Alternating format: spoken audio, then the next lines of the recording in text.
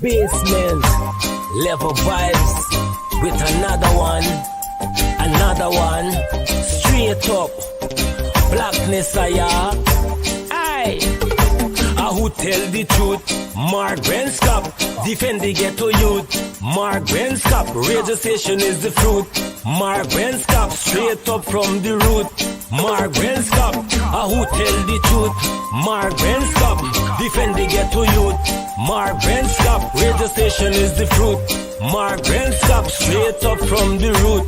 Mark Benskop, I do it for the love, him not do it for no money. Straight up, him attack, educating everybody. Big up my friends and big up my family. Turn on the radio, catch the vibes, it's integrity. Straight up, Benskop stands for unity. One people, one nation, one destiny. Free up the truth in the air, even the blind can see.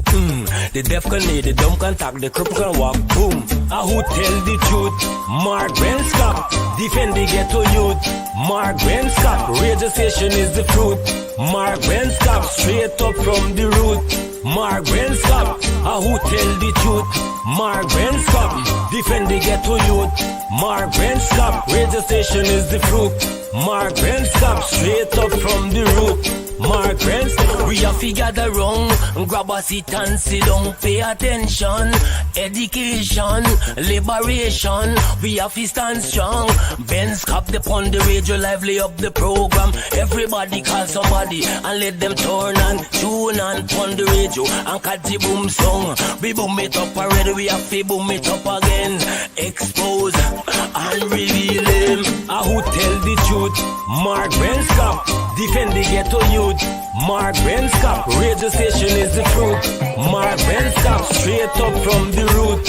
Mark Benskop. This time a long time, this not a before time. Long time got some long logy, now you got some bungalow. Long time got some long logy, now you got some bungalow. This time a long time, this time a long time, this not a before time. This time a long time, this time a long time, this not a before time. Long time got some dirty dam, now you got some concrete road. Long time got some dirty dam, now you got some concrete road. Long time got some dirty dam, now you got some concrete road. Long time got some dirty dam, now you got some concrete road. This time a long time, this time a long time, this not a before time. This time a long time, this time a long time, this not a before time. Long time got some juk lamp, now you got some electric light. Long time got some juk lamp, now you got some electric light. This time a long time, this time a long time, this not a before time. This time a long time, this time a long time, this not a before time. Long time got some flat bottom, now you got some tight straight. Long time got some flat bottom, now you got some tight straight. Long time got some flat bottom, now you got some tight straight. Long time got some flat bottom, now you got some tight straight. This time a long time, this time a long time, this not a before time. This time a long time, this time a long time, this not a before time. Long time got some flat churia, now you got some bamboo jai. Long time got some flat churia, now you got some bamboo jai. Long time got some flat churia, now you got some bamboo jai. Long time got some flat churia, now you got some bamboo jai. This time a long time, this time a long time, this not a before time. This time a long time, this time a long time, this not a before time. Long time. This is Attorney Shellen Washington, owner and founder of the Washington Law Firm, located at 455 Utica Avenue in Brooklyn, New York. We're specialized in medical malpractice, personal injuries, matrimonial law, and landlord and tenant. If you're in need of legal representation, please give us a call today. The number to call is 718-877-3100. Consultation is free at no cost to you. So call us today to see if we can be of any assistance to your legal needs. Again, the phone number to call us is 718-877-3100.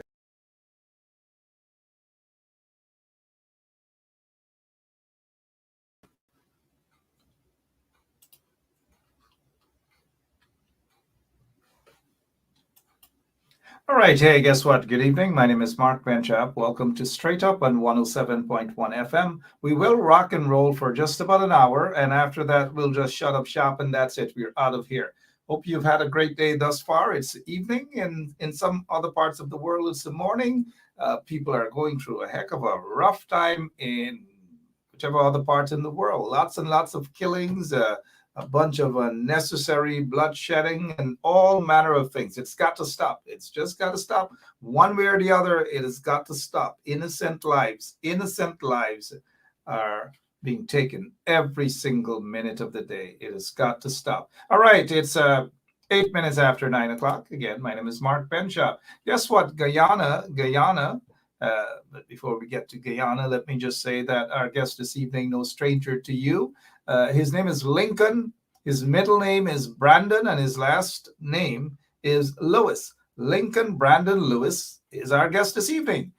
We have lots and lots of things we want to talk and ask Lincoln, veteran trade unionist. He's the the general secretary of the Guyana Trades Union Congress, and he has been very vocal. Unlike a lot of folks, they're very quiet, but this guy has been very vocal, and he hasn't stopped. He has been vocal for quite a long time, and he is with us this evening. We're going to touch on the 214 million US dollars that's missing, and the PPP regime. Jack Day and Air Finale, they seem to be running. They're ducking. They're evading that particular question because for obvious reasons, right? Lots of contracts, and then we're hearing about roads. Roads. It looks as though there's an earthquake in Guyana. Every single day there's a problem. Every single day. If nani beli na gishinara, mamu beli hotam. Everything happening every single day. And that is why I've noticed our executive producer put here in the headline, the topic basically is dark, dark days under the corrupt PPP regime. Every single time they're in office, it's a lot of Jim Cockping Ramgoat story. And for those of you who are non-Guyanese who are watching and who might be like, what the heck is Jim Cockping Ramgoat, right? Could somebody just interpret it for them? Or maybe they probably get a chance to Google and see what's happening. But look, this is Guyana. You know, many years ago, there was this thing on the radio, for those of you who had radio, because for those of us who had radio, that was a big thing, man. Once you had radios back in the days, you're big, you're rich. Nobody else got radio in the village, but you're big. Nowadays, radio, other than when they're in the cars and so forth. But look, according to the Village Voice News, look what's happening. This is not an earthquake. It's bad road, bad contractor, bad everything. And we saw some of the executives of the PPP. They rushed up there and probably crocodile. Look at what's happening. Look at what is happening. I want to ask Lincoln Lewis something about this. I don't know. Are we going to see these sort of things also on the Linden-Susdike Highway? Are we going to see these things on the Quarantine Highway? I don't know. But Lincoln is going to be there. Meanwhile, while the red road disturbance. Look at what this guy, Air Finale, he doesn't care about what's happening in the country. He doesn't care about what's happening anywhere. And that is why, you know, it's over 3 days now, or going on 4 or 5 days. And this guy, Mohammed Air Finale, has not issued a word about what's happening there in Israel and in Gaza and so forth. Nothing from Air Finale. Absolutely nothing from Mohammed Air Finale. And we understand why, you know, allegations leveled by some against some of those in the Central Islamic Organization of Guyana, meddling with terrorism and financing terrorism and all manner of things. Allegations, mind you, allegations. We are not sure whether that's why Mohammed Irfan Ali is so afraid to issue a statement. But thus far, nothing at all. And now let's head back to this here. This is a sad situation. And for those who are affected, we want them to know that our prayers are with them. The U.S. is sending a new ambassador to Guyana. Her name is Nicole Theriot. She's a former second, I believe, or head of the consular section in Pakistan. Guess what? She's packing up her bags and she's heading to Guyana. Maybe very soon she will present her credential to Irfan Ali, and then she will officially begin her task as the U.S. ambassador to Guyana. And we just want to say, hey, welcome to Nicole Perriott. You know, it's a rough journey there in Guyana, especially dealing with lots and lots of those corrupt officials in the PPP. But we'll move away from that before we get on to Lincoln Lewis. Our operator says that Lincoln is with us, and we don't want to keep Mr. Lincoln Lewis waiting at all. We just like to show our guest the respect, and I must apologize. Lots of things we want to talk about. Lincoln was on the backstage waiting. He's now on stage with us before we have you guys see Lincoln for the evening. We thank you so much for sharing the link. We appreciate it. And look, thank you, operator. Look at what's happening here. This guy, Jack Diel, something is wrong with these guys. Government, I don't know what government he's talking about, has fulfilled promise by creating 50. Sorry about that, guys. You guys, I'm glad this thing is covering my face so you wouldn't see my laugh. You guys can just imagine, just take a good look, imagine how I'm laughing here, right? Jack Dale is saying, and Lincoln is with us this evening, the Honorable Lincoln. But before we get to Mr. Lewis, Jack Dale is saying 50, the government, again, I don't know what government, but Jack Dale is saying the government has fulfilled promise by creating 50,000. Jack Dale deserves the award for the night. Let's begin with Jack Dale and the award, because this is silly.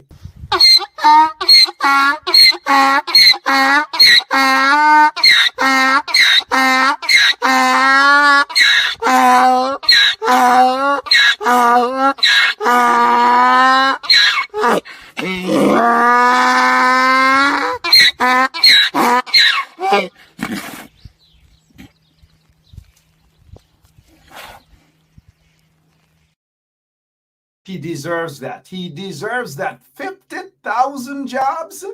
This guy, something is wrong with this nut. This guy is nuts, man. Mr. Lewis, good evening and welcome to Straight Up. Certainly, you know, stranger here. Let's begin the batting, so to speak, with this here. Government has fulfilled promise by creating 50,000 jobs? Lincoln, take a first shot at that, sir. Good evening to you. Well, it depends on who is judging it, who have done the analysis and have arrived at this 50,000 jobs. Let me tell you what happened. Over the last 4 days, I've been exposed to a number of teachers, primarily admistresses of schools, who have said to me that in some cases they have 23 part-time workers at their schools. And these admistresses are asked to sign them up, to have a register, to make sure that they be paid when the month comes. And she said, so I said, that means that you don't have the complement for the staff that you would have had, you normally, that is expected for the school. She said, yeah, they have been saying to me, yes, they have the complement of staff, but these people are sent there and they are being paid less than the minimum wage, and they have to be there. They have to turn up for a certain period certain days in the month.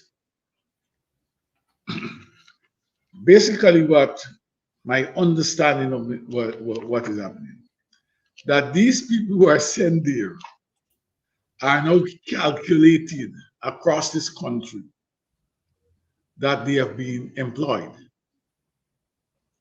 But under normal circumstances, or even the ILO standards, is that your pay you have what you call decent jobs. Your pay got to be at a certain level, and you have to be employed in productive work. My understanding that on many occasions that these people turn up, there's nothing there for them to do. They can't teach anybody, they're not teachers. And the schools already do have what you call the support services staff, like the cleaners and so on. So we can't understand. So what they have done to a large extent is to put some people inside some schools and so on and give them part-time, say they're part-time work. In the public service, they have sent a number of them in public service area, but they are not receiving the minimum wage. This is these men. These guys are cons. We do not let them show us or show this nation these 50,000 jobs where they were created. And Guyanese should not be fooled about this. If this government can find money to pay people to just go to schools and line, pay to go to school and line, talk name and don't do anything, then they must able to find money. That same money can be taken to pay the teachers to do productive work. And we must owe them that, because when the teachers do productive work and they are satisfied, they are going to make a better contribution, a greater contribution to providing education in this country. We need to look at what these guys are doing. You can tell me, Mr. Jagger is not listening, anybody is listening, tell him I say that this is con. It is not the truth. He's not speaking the truth on this. You know, where they are. Yeah, go ahead. You know, anybody, even a little child reading this is obviously laughing, because you go to Region 10, you go to Linden, people are not getting jobs. You go to Ituni, people are not getting jobs. Kokwani, people are not getting jobs. Old England or any part out there in Region 10, hardly any jobs. Young people, middle age, no jobs, nothing whatsoever. A few part-time here and there for party hacks. That is not considered real jobs. Then you go to Region 4, same thing, nothing. Region 5, same thing. Region 6, lots of unemployment out there throughout the country. So this is a mockery. This is a big joke. 50,000 jobs. I don't know, ridiculous, but we're not going to spend much time on the lies and lies and lies and propaganda by Jack Jeo and elements in the PPP. Nothing whatsoever. Let's head today, Lincoln. You heard about this.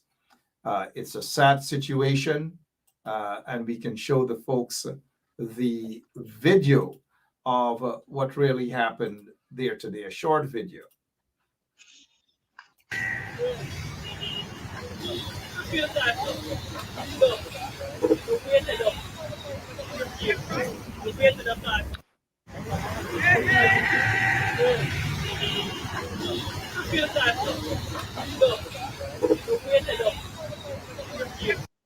All right, so let's take Lincoln. What's happening there at all? It's also in the Village Voice newspaper. You guys can check it out. What's happening there, Lincoln?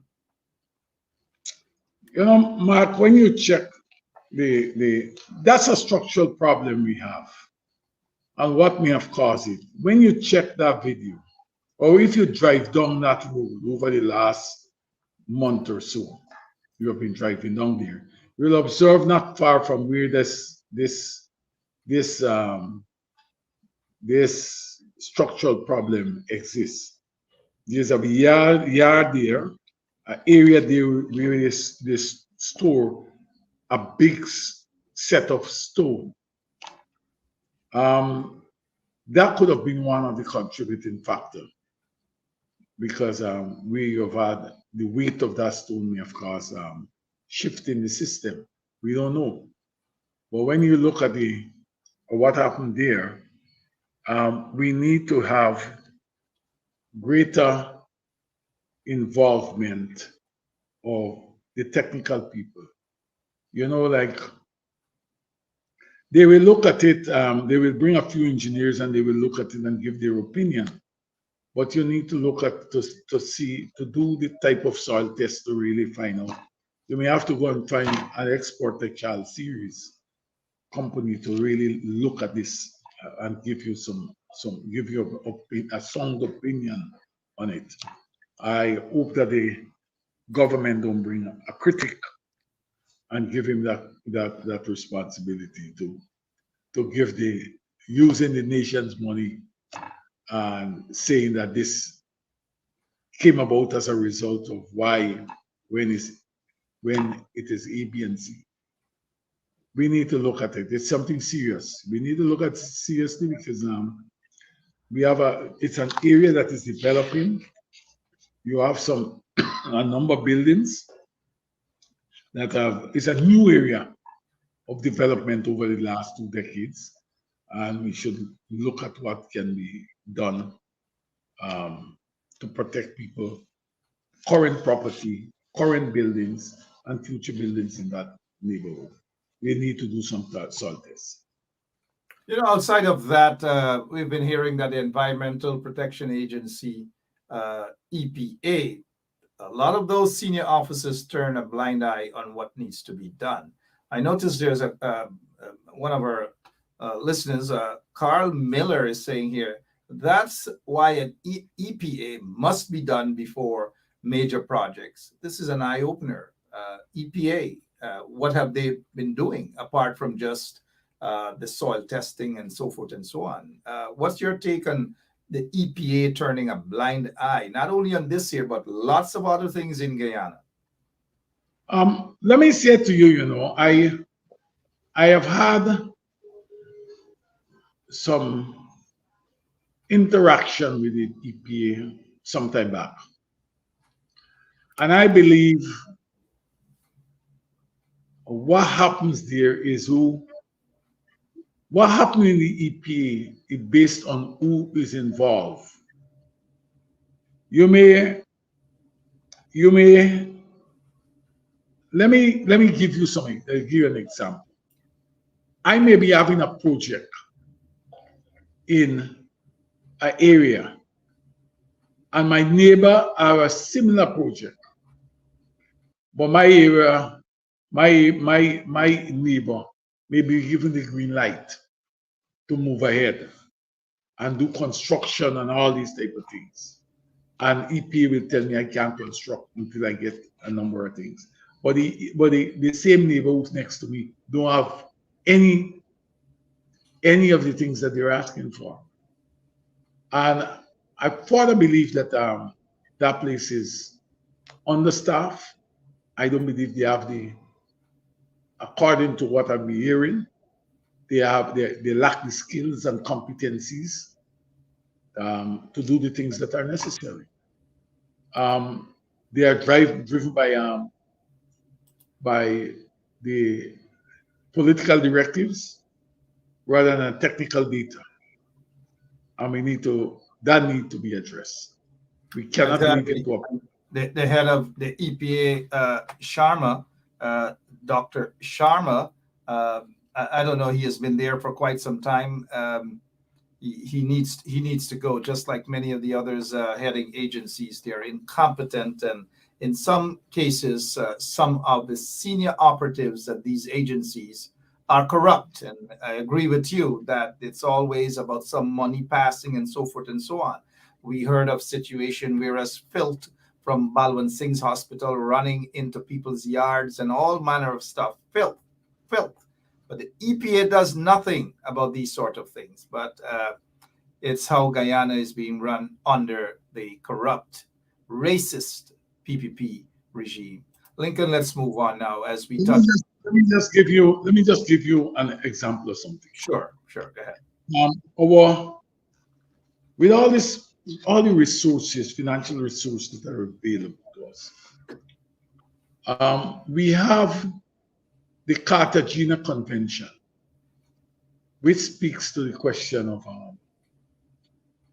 that after I believe it's 1999, huh? It was established. But what happens with the Cartagena Convention, which we are a signature to, says that, look, in any development, what we must see, what must happen in the future is new development is the establishment of sewage.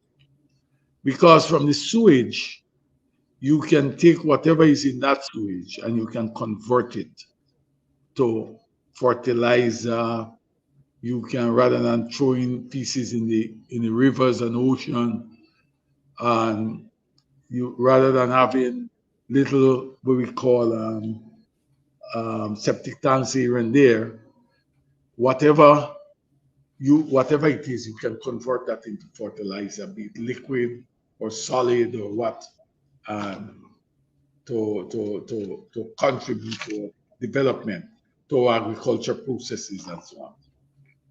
We have signed on to that, but every development, new development that we have, we continue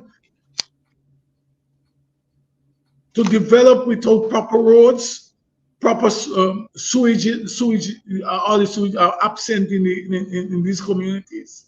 Check these new housing schemes,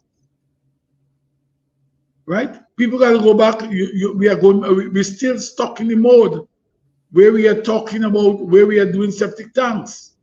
If you check back, Georgetown years ago, where originally there was sewage, the sewage was established, and there was a reason for that, and something has to be done. What I'm trying to point out to you, Mark, is that there are ways and means of doing things in society. But while there are ways and means to do it, the people who run this country are myopic in their vision to move towards modern development. All these places, all these housing schemes that we're talking about, we should have had sewage, and we should have had the requisite systems in place to catch what come from the sewage and have them have it converted, that waste converted into fertilizer and other things. Let me say to you, we're still throwing pieces, raw pieces in the ocean. Check it. Something has to be done. And we need to tell these guys that they can't continue to do this thing in this way. Yes, ma'am. You know, Lincoln, you said sewage and so forth. The entire installed PPP regime is a sewage. Freedom House is a sewage. Those who are currently occupying office of the president, it's a big sewage. State House, a big sewage. And so we can go on and on. And so whatever is spilling out of those places, it's just contaminating the entire country. That is why every single day we move from one problem to the next, one problem to the next, every single day. We don't hear about these things in Barbados. We don't hear about these things every day in Trinidad and Tobago. There might be a few spilling in Jamaica recently, for those of you who have been following the Crab Lady. Outside of that, Guyana is a big sewage, politically speaking, under the PPP regime. Let's move on. And I wanted to deal with the 214 million US dollars, but let's deal with this here first, as I ask you to comment on what are your expectations from this new US ambassador to Guyana, Ambassador Nicole Thiriet. Let me say to you that the American ambassador will be here to look after the interests of the Americans.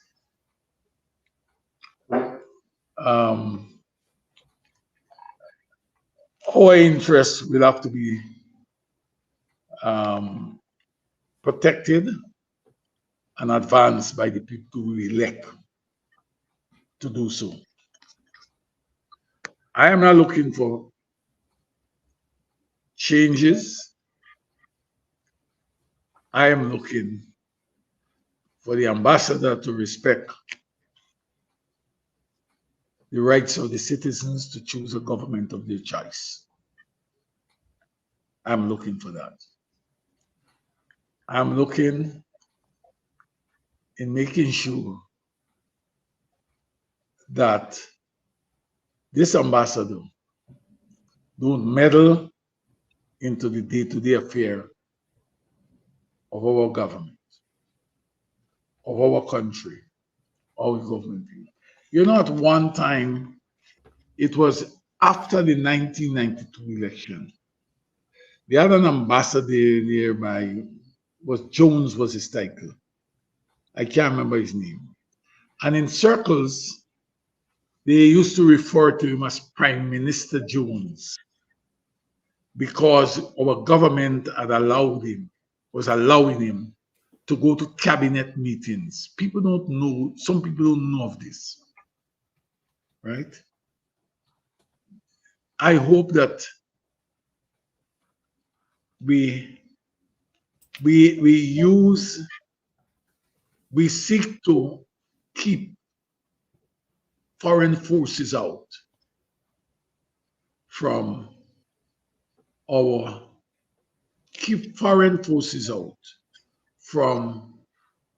the question of how we deal with our day-to-day business. We must be most involvement by the parliamentarian, the elected officials. But one of the things that, in saying this, I recognize that Guyana is not an island.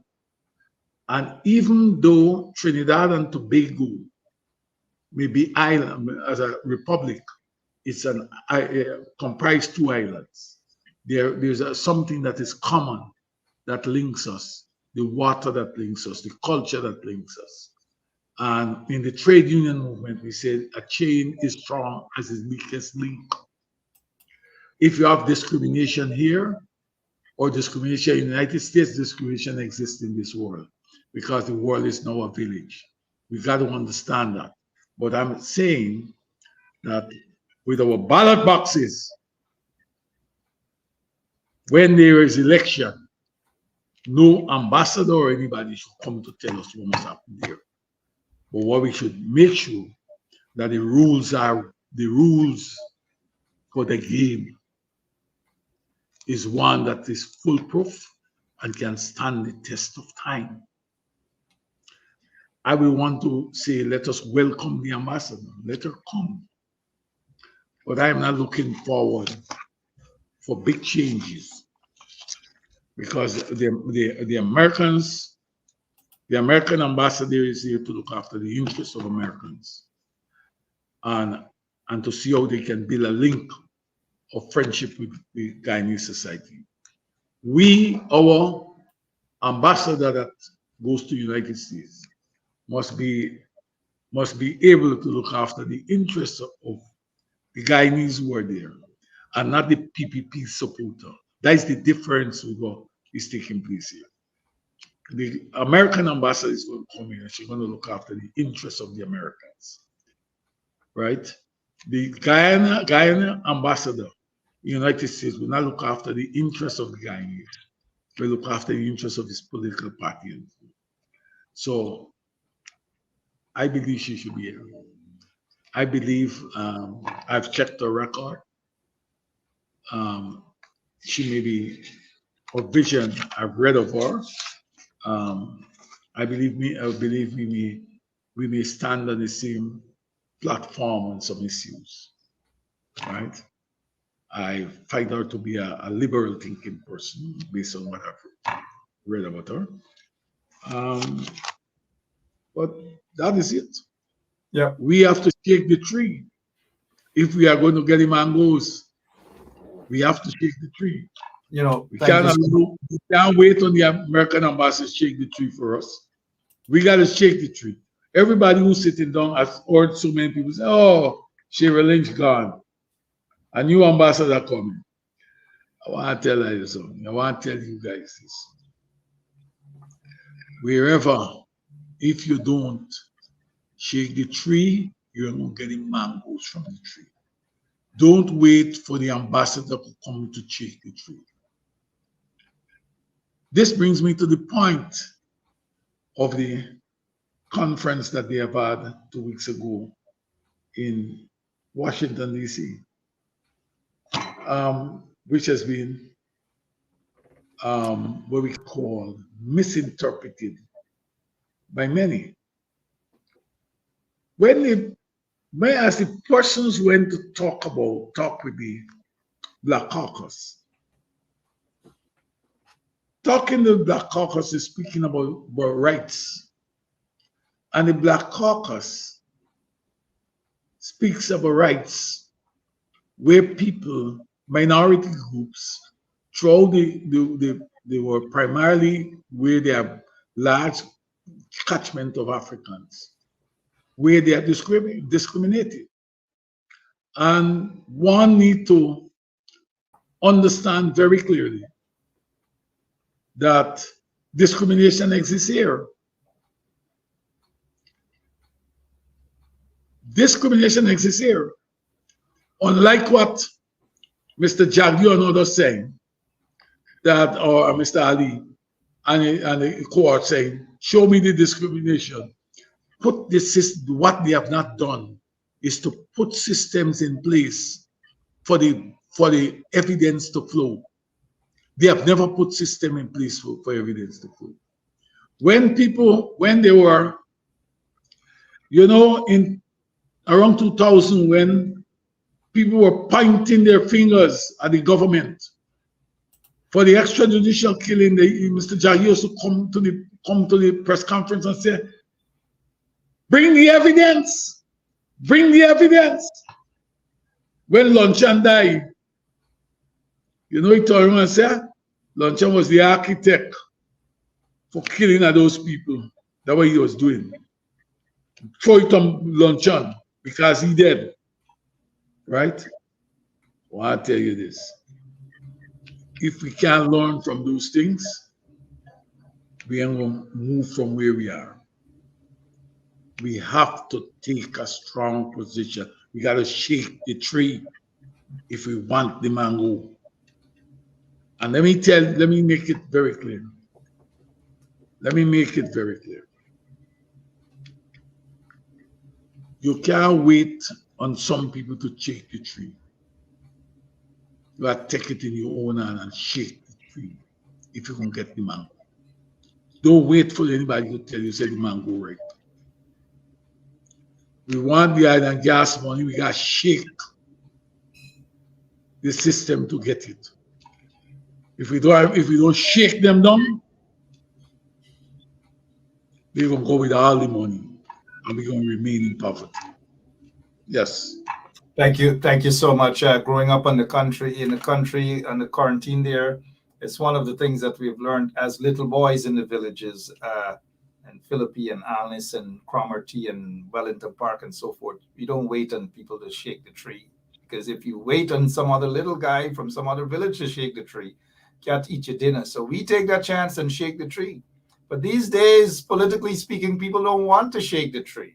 They don't want to rock the trees. They're going to tell you, if we shake the tree, look, they get Marabunta nest up there, they get another nest there, they get Paku nest there, all manner of things in order not to shake the tree. Lincoln Lewis is with us this evening. Lincoln, I do hope that the new ambassador to Guyana, still to present her credentials to the regime there, I do hope that she will be reaching out to various organizations, including the unions, to have meetings with the unions as well. I hope a meeting is set up with your union at Critchlow Labour College as well, so that this new ambassador can get a better understanding as to what's happening in the country, apart from being briefed. And we don't want a situation where just a handful of people who are usually controlling the ambassadors when they get to Guyana, because sometimes this handful of people in Guyana, they are very partisan, and they are very biased when it comes to certain things. So I hope this new ambassador will reach out to different people, different groups, different media houses, and so forth. And I just want to take this time out ahead of the ambassador, the new ambassador presenting her credentials, to wish her all the best and a safe journey in Guyana.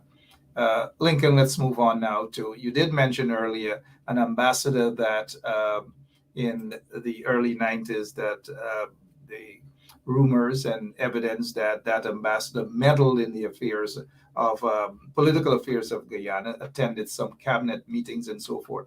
That ambassador you're referring to is George Jones. He died in 2015, George. Uh, Lots of stories about George, but I'm glad that you're able to bring that up as well. Let's move over to $214 million. Jack Deere is asking for evidence, all manner of things he's asking for. And the Guyanese people have a big individual there with all of the evidence by the name of Sue. But Jack Deere doesn't want to touch Sue.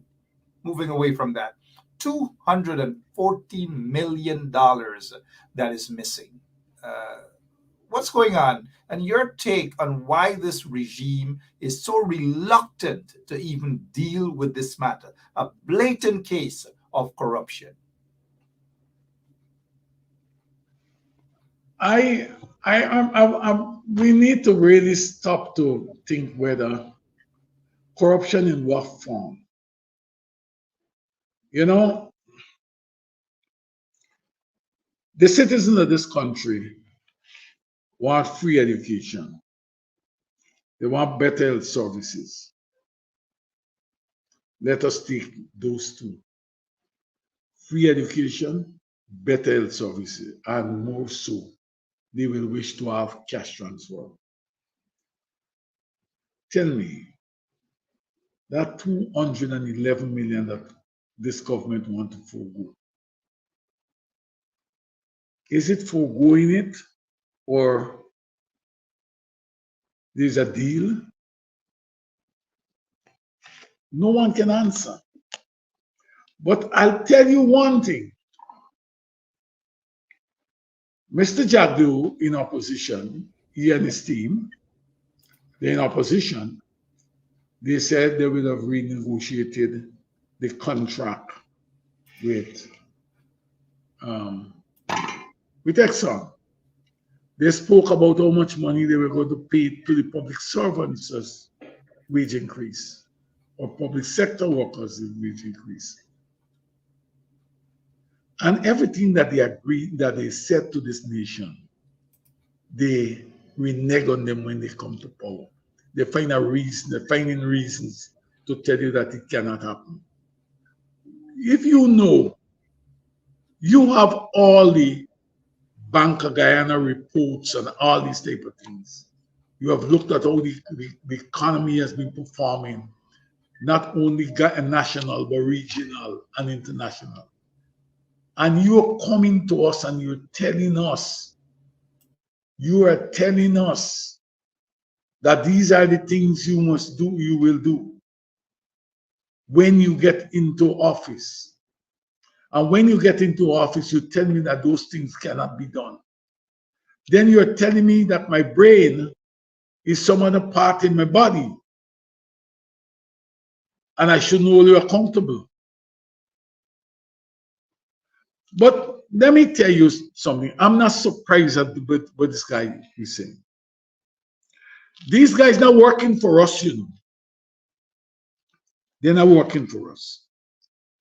Look, for instance, Britain get a prime minister that the electorate did not vote for.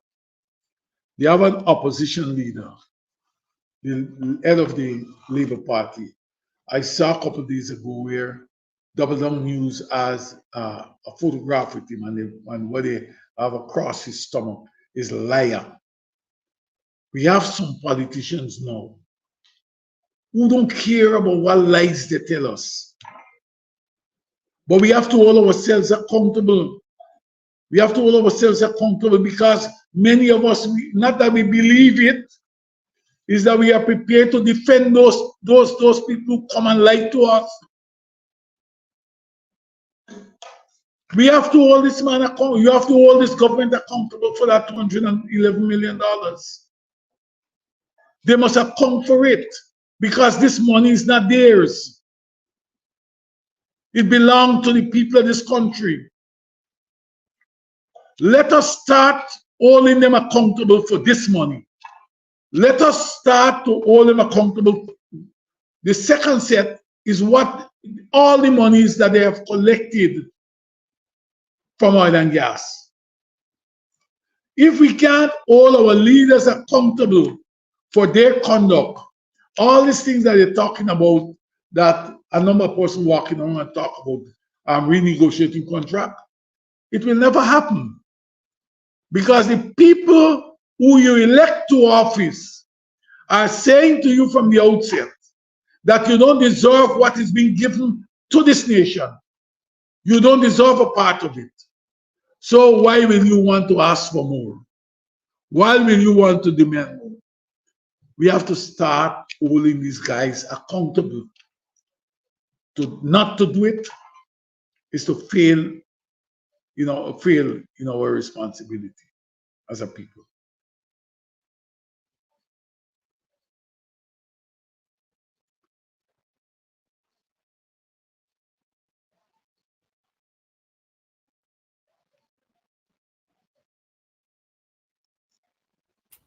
Yeah, sorry about that, my microphone. But Lincoln, my apologies to you and our listeners.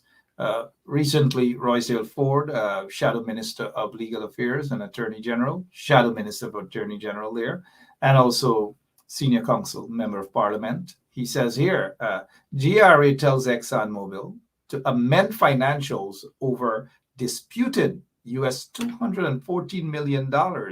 Roysdale wrote to GRA. GRA writes to Exxon to say, fix this thing. We haven't heard anything yet.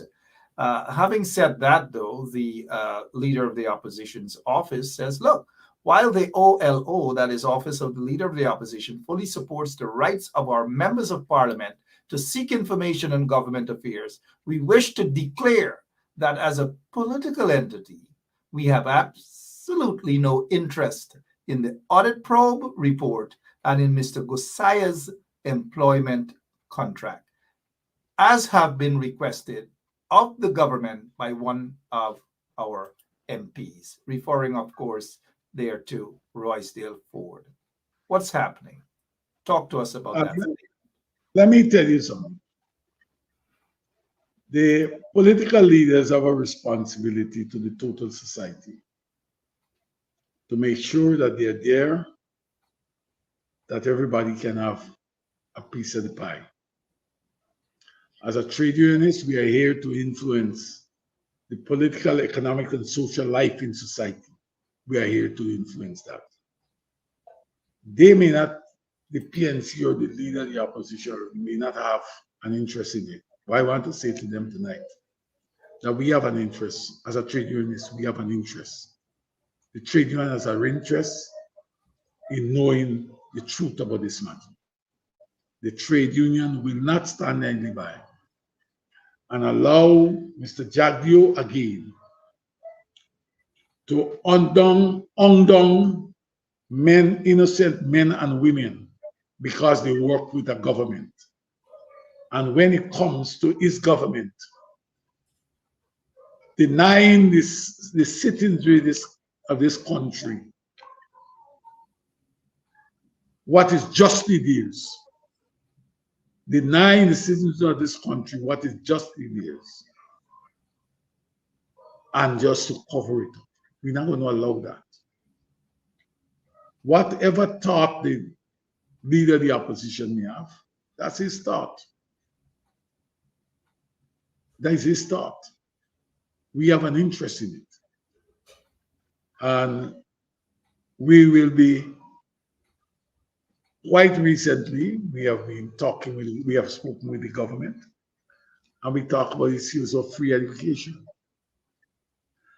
That money, 211 million US, put into education, free education from nursery to university, reactivate it, put it in all the institutions, private and public institutions in this country. It can do so much for us. We want the money. And Mr. Ford is right to write them. As Shadow Attorney General, he has a right to write them. And let me make... I want to touch on this here with regards to your trade unionists have been one, you have been a trade unionist for so many years. You're the general secretary of the Guyana Trades Union Congress. What is wrong with requesting the contract with this guy, Gusai, who happens to be the PPP's attempting to make him a fall guy into brainwashing the nation as though he was so powerful to negotiate with Exxon concerning 214 million US dollars. Royce L. Ford has asked for the contract, to see this work contract, what sort of contract the regime has with Gusai. The opposition has shot it down and said, no, we're not interested in that.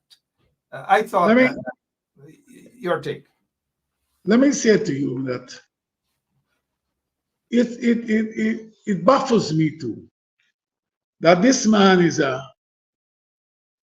the head of a department or something in a department. His job title don't give me the impression that he has that the authority was vested in him to do the type of work that he's now asked to account for. We can only know the truth if we have all the evidence in front of us. Ford may be thinking just the same as I may be thinking, that they're just making this guy a fall guy. And what they're going to do, they're going to move him to another agency or to another desk, and so be it. No one is held accountable. This $211 million may not ever be paid. We don't know. That's one of the problems. So much shenanigan is involved in this here. And give these guys, let me tell you, the bigger the projects, it's easier for people to skim the money off of them, to take money and do what they want to do. And this is a big project. You see how much money we are talking about? $211 million we are talking about. 214 million, actually. 200. Well, they said that 200, and they break it down to, only going to have $3 million. We are going to have 3 million. So it's 211 they're giving away. 320. Let me tell you something. Bring the 211. And then we start from there. Let us start to see what we can buy. We can pay some good nurses and doctors at the public hospital in Georgetown, the hospital in New Amsterdam. We can buy the equipment them to do the thing that we want to do. Let me start, man. This money can do a lot of things, man. We got to shake the tree. We can't depend on people who are supposed to be shaking the tree, who have promised to shake the tree, but aren't shaking the tree at all. This leads me to 1997, 96, 97, 98. You guys in the union did a heck of a good job in bringing the PPP to their knees, because you guys were out there. And I credit the trade unions for shaking the tree back in 1997, 98, 96, and so forth. You guys were out there shaking the trees. The political guys in the opposition then came on board and joined you guys, but you guys took the lead in shaking the trees. You're not seeing much of shaking the trees now, other than Lincoln Lewis, still very vocal. The other trade unionists are not shaking this tree. What's going on, Lincoln? What's going on? Let me tell you, the problem that we have is not a problem only from within the trade union. It's a problem from outside of the trade union. Political parties and leaders of political parties have been effective in causing people to give their loyalty to the political party instead of the loyalty to the trade union movement. They own the movement. They can come to tell you what they want, and you gotta do it. But they can't go and tell the politicians what they want. Right now, as people say to me, some people say to me, you know, the PPP, when they have the differences, they don't talk about it. They don't bring it in the public. But the opposition story is coming in the public. There is a culture, and people must understand it. If a minister disagrees with the ultimate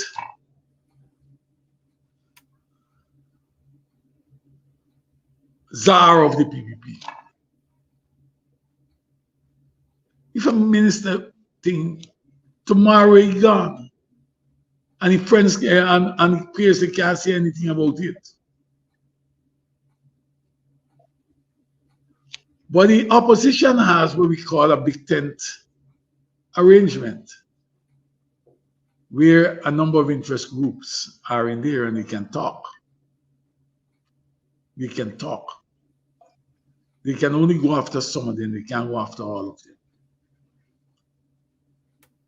They can go with the ones, they can go after the ones who are party members of a political party. But they can't go after the ones who are coming from other organizations that may have been working in tandem with them. Let me tell you, basically, people are afraid of political leaders. They run a tight ship, and the people who are members of those political parties are afraid to speak out. Let me stick a pin there. I do not want to belong to any political party where I am afraid of the leader and I'm afraid to speak out. Maybe that's why I am who I am. But that is not a real political party when members are afraid to speak out or to hold their leaders accountable. Why are they afraid, Lincoln? They're afraid because the tentacles of political leaders. They tell people at the bank, Louis mustn't get a loan or Jacob mustn't get a loan. They will tell people, all right, let me give you an example of something happened to me a couple of days ago. We sat down and we were talking about the question of health in this country. And when we to appoint a man, became very silent. I said, well, he said, you know what happened now? I'm afraid of what health has come to in this country. He said, if I talk against the PPP, any hospital in this country here, and I got to do a surgery, and I got to go to any hospital here, he said, you know what can happen? They can kill me, you know. And there's nothing for medical malpractice in this country. He said there's the institutions that got to deliver service are so controlled by political operatives that unless you're prepared to toe the line at times, you have nothing to get. We have to change it. Let me give you an example. My first experience as a union, leading a union, was I was acting general secretary of Oxford Union in 1979, when you had the wage freeze, when Mr. Boynham called the wage freeze, saying $14 country in the bad state. And a man came to, they had he was a chairman of a party group. This is the difference in people. He was different. He was chairman of the party, and they moved a motion that the government, we must support the government about the not paying the support, not paying the $14. And this man came to the union, and the man moved a motion that the $14 must pay. He was the chairman of that group, you know, and come to the union and move a motion that and somebody said to you, "What your party meeting?" He said, "Your party meeting, and you agree that they will not have that the government should not pay the money?" Say yes. He said, "What the majority says must be carried, but the minority sets an example." He said, "Them don't work inside the bauxite plant. I work there. So I come to my union and I tell in my union, I want the $14, I must fight for it." You understand what I'm saying? That man was a PNC member, and not only an ordinary member, a chairman for a group. You don't have men like them any longer. And unless the younger generation prepare to take back their unions and take back their political party, we ain't gonna get change. We have to take them back. We gotta shake the trees. We have to shake them. If we don't get him mango, we gotta shake the tree. If we're gonna get cash transfer, we gotta shake the tree. We have to get the cash. We have to have leaders who are willing to shake the trees as well. But if we find that leaders are not willing to shake the trees, they're finding excuses, Marabunta Ness, Paku up here this day, we can't shake the tree, it's gonna lean, it's gonna affect, too many excuses, shake the tree. You guys shook the trees in 1997. You guys took the lead, not no political figure who took the lead. You guys took the lead, the unions. People want to see the unions take that lead again and shake this corrupt tree, this corrupt PPP tree. People are depending on you guys, Lincoln Lewis. We have to stop, Mark. We have to stop this thing where we believe in these people, lock, stock, and barrel. We got to stop this thing. We can't be allowing politicians to come to tell us these things. I will tell you something. Every time Mr. Jack, I don't even listen to him. I don't know. Silly. Because I know what will happen. I know. Let me tell you something, you know. Let me tell you this. And I guess I may have said it to you before. He never be prepared to speak the truth. And that's the problem. He doesn't know what the truth is. He lies from. And if the truth fall on his head, he will not recognize it.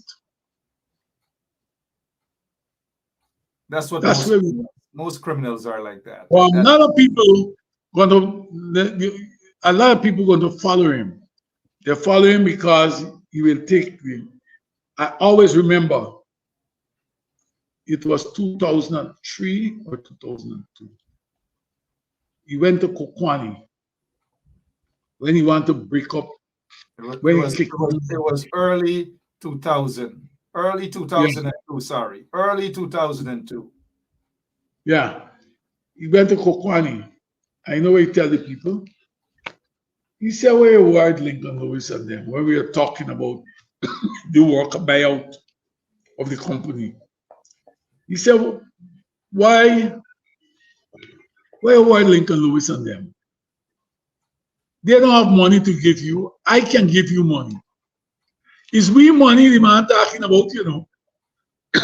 The people's money talking about, like his own. He ascribed to himself the authority that he can do anything with our funds. All the things he promised them, all that they get, we have to fight them in the end to get the question of what you call it, to get the issue of the redundancy, some elements of the redundancy. That he never kept that promise. People came all the way from Ituni. Oh, you tell people, you know, give them land to agriculture. You know, protested in front of his office, and he ignored them. Some of them were shot, some of them were killed, some of them were locked up. Shame on that vagabond, Bharat Jagdeo. Shame on them. The biggest criminal in Guyana is Bharat Jagdeo and the PPP regime. Mr. Lewis, as we look at our time, sir, you know, it's always a pleasure to have you here on this show. We can go on and on. I like that term you've coined, shake the tree. Francine Cruz and all the others out there, George Tanner, P. Alicock, Rhonda Lane, everybody, shake the tree. Don't wait on anybody to shake the tree. You've got to shake the tree. That's all. Shake the tree. Closing remarks. Leave people with some sort of hope that when they shake the tree, that no politician is going to stop them from shaking that tree. Shake the tree. Talk to them before we leave this evening, sir. I want to urge you, my brothers and sisters. They said charity starts at home. You have to take back your trade. Those who are members of the trade union have to take your trade union back. You got to take it back.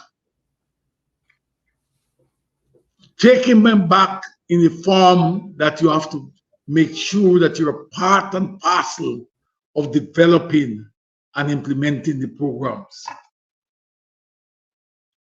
You have to make sure that you are members of political party, that you take back your political party. You have to make sure that the political party working in your interests. All of you meeting me and telling me that you want trash can for, like over the last 4 days, I've been getting so many calls where people telling me that they like the part where we said where we put to the government. We put to the government to abolish personal income tax. They say they like the part. We can only get these things if we shake this tree.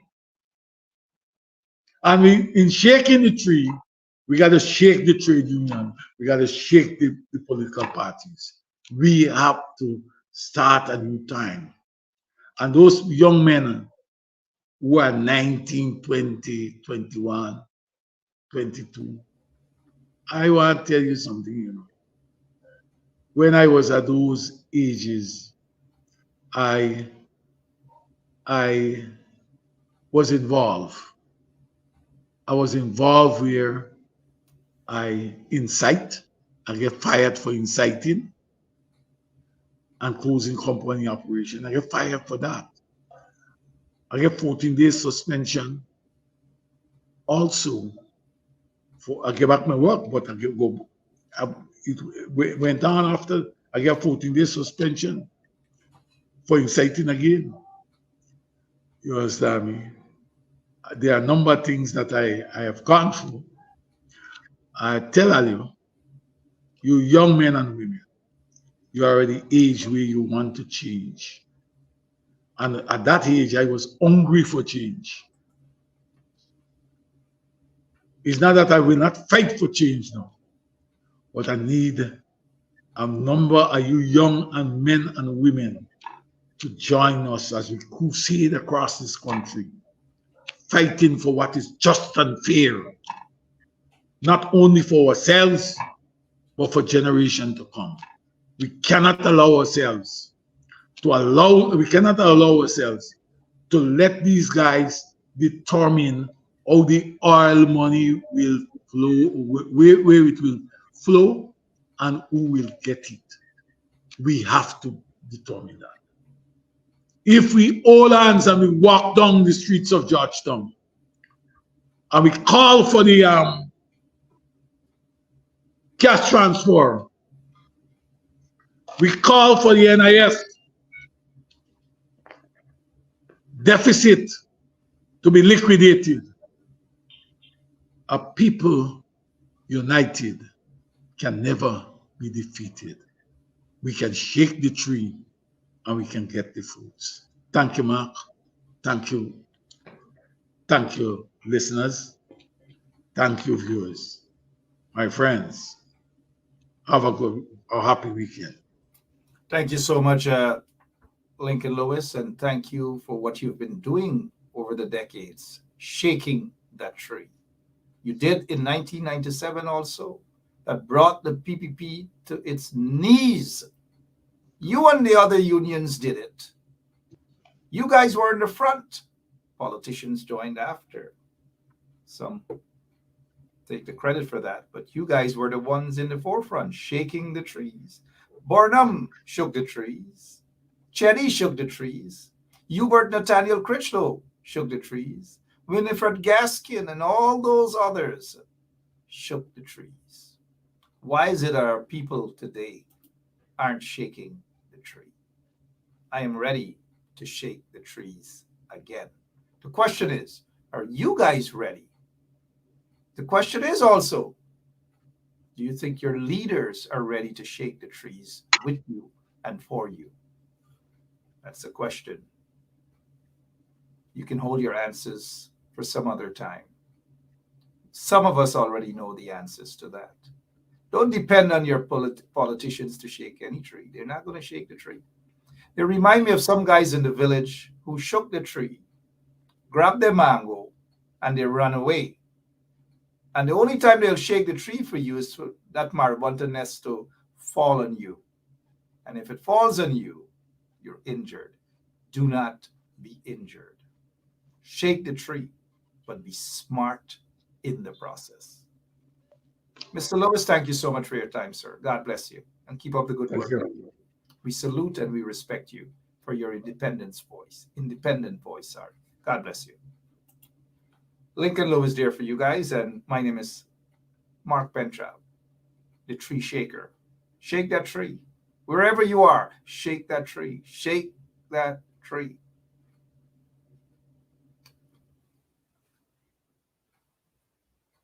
I've got to go. I've got to go shake some trees. I'm just feeling in that tree shaking mood. Rhonda Lane and all of you guys who do shake the tree, whatever little bit that you can. I thank you guys and I salute all of you. I'll be back tomorrow, same place, same time, right here on 107.1 FM. God bless you, all of you tree shakers out there, all of you. So long. It's been a long time, it's been a long time, it's not there before time. It's been a long time, it's been a long time, it's not there before time. It's been a long time, it's been a long time, it's not there before time. Long time got some lang loji, now you got some bungalow. Long time got some lang loji, now you got some bungalow. It's been a long time, it's been a long time, it's not there before time. It's been a long time, it's been a long time, it's not there before time. Long time got some dirty dam, now you got some concrete road. Long time got some dirty dam, now you got some concrete road. Long time got some dirty dam, now you got some concrete road. Long time got some dirty dam, now you got some concrete road. This ain't a long time, this ain't a long time, this not it before time. This ain't a long time, this ain't a long time, this not it before time. Long time got some juk lamp, now you got some electric light. Long time got some juk lamp, now you got some electric light. This ain't a long time, this ain't a long time, this not it before time. This ain't a long time, this ain't a long time, this not it before time. Long time got some broad bottom, now you got some tight straight. Long time got some broad bottom, now you got some tight straight. Long time got some broad bottom, now you got some tight straight. Long time got some broad bottom, now you got some tight straight. This ain't a long time, this ain't a long time, this not it before time. This ain't a long time, this ain't a long time, this not it before time. Long time got some broad churia, now you got some bamboo jai. Long time got some broad churia, now you got some bamboo jai. Long time got some broad churia, now you got some bamboo jai. Long time got some broad churia, now you got some bamboo jai. This ain't a long time, this ain't a long time, this not it before time. This ain't a long time, this ain't a long time, this not it before.